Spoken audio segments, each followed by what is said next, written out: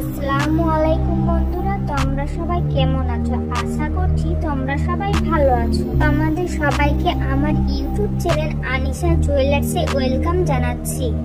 আজ আমি তোমাদের জন্য খুব সুন্দর জুয়েলারি ডিজাইন এনেছি, যা হচ্ছে নূপুর ডিজাইন। প্রত্যেকটি নূপুর ভীষণ সুন্দর, যা তোমরা অল্প দামে পেয়ে যাবে।